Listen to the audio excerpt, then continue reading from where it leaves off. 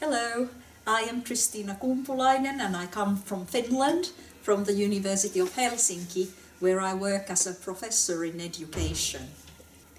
Lately in Finland, we have been introducing multiliteracies in our national core curriculum for early childhood, primary and secondary education. In Finland, multiliteracies are about competencies and also about pedagogies. Particularly, we want to promote every child's possibilities to take part and learn about literacies, about their cultures, about themselves, and to develop a joint language, to share and to celebrate learning and life in general. In this program, we have been developing special materials for teachers and children to engage in learning and teaching multiliteracies. The material that we are going to introduce to you is developed as part of this program. This material has been developed together with Finnish teachers, children and researchers, and it has been developed in early childhood centers and schools with children who represent different language backgrounds and cultures, not only among those children who come from Finland originally, but also with children and families who have just arrived to Finland and do not yet know about the Finnish language. The material that we have developed is based on an understanding of literacy as multimodal.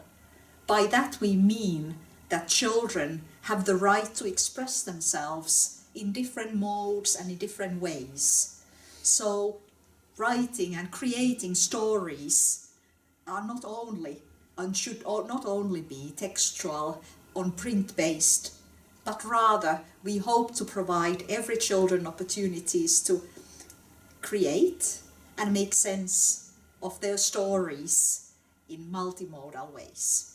Hello, I am Mari Keso from Finland, and I have the honor to be the graphic designer and artist of this project.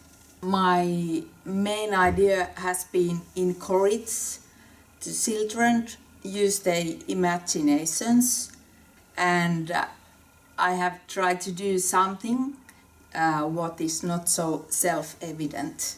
I try to encourage children use their own strength. I'm Julia Gillan from Lancaster University in England. Many of you will know me as a member of the Peer-to-Peer Deaf Multiliteracies project. I'm here to introduce you to how the Storybook project works. First of all, it's useful to say that it can take you days, weeks or even longer.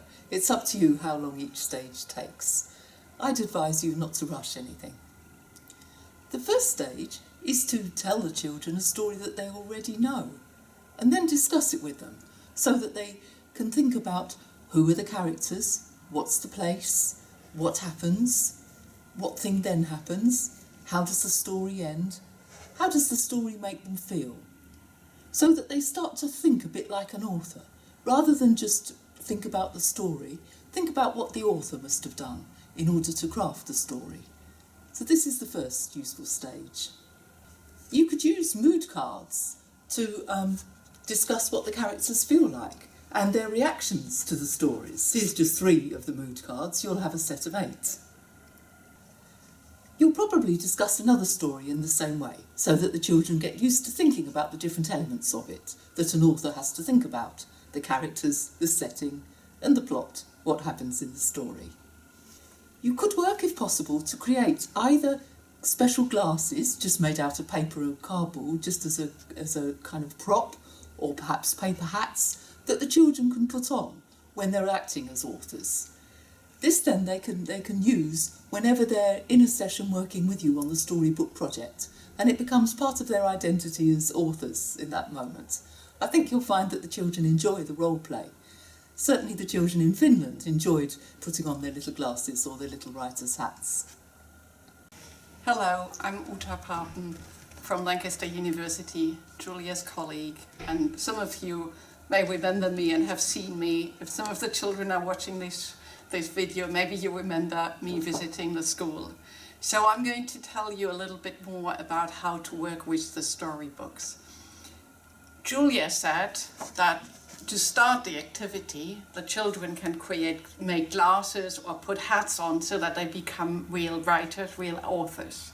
So then you give the children their little storybooks so that each of them, or maybe two of them together, or maybe in a small group, they have a storybook and they can start creating and making their own story.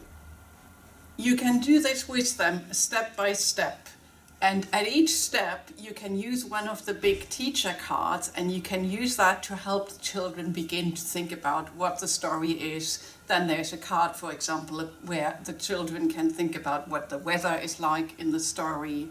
Then there's a card where the children can start imagining the characters, if they will have one character or two, or maybe even more. Then there's another card that the teacher can hold up and talk to the children about, which is about something that's happening in the story. So the teacher cards are there to help you to guide the children step by step through building their own stories. For each teacher card, there's a page also in the children's book. And the idea is that the children put something down in the book. Now, some of the children you work with, they can write really well, and they might write a whole sentence about the weather or about the character. And some of the children may not write very well yet, and they may just want to put down a word or two. But also make sure that you encourage the children to draw or to create something that they put inside the book. They don't have to write. They can also express their ideas in other ways. So you will have to work with the children for each of the children in their own way. So this way you go through the story page by page in the storybook. And you may, as Julia said, you may not do that in one lesson. It may take several. It is likely to take several lessons because the children will want to think about their characters and the plot and the things happening, and it will be nice for them to have time also to draw and paint and write whatever they want to write. And of course you will be there to just help them come up with ideas and put their ideas down in writing or drawing. At the end, when all the children have done their story and have their little book, then it would be really nice if you could give each child a chance to tell their story, to stand in front of the others and to use their book and tell their story, the story they have created. And it would be great if you could film this so that we can also see later, and you can see later, what kind of stories the children have made. You can also, if you want to, create a little library of all the storybooks. So maybe you can find a corner in your school classroom or a nice box where you keep and collect the stories that the children have made. And at other times in the school year, you can get them out again and you can do a reading activity with the stories, or you can rewrite the stories even. When the children tell each other about their stories and when they share their stories, those children who listen, so who are the audience, they can use the mood cards, and they can use the mood cards to help them think about how the story makes them feel, or what they think about one of the characters in the story, or what they think about what just happened in the story. They might be wondering what happened in the story, or they might be surprised, or they might be in love with one of the characters. So you can use the mood cards to involve the audience, the children who are listening to one of the children telling their story.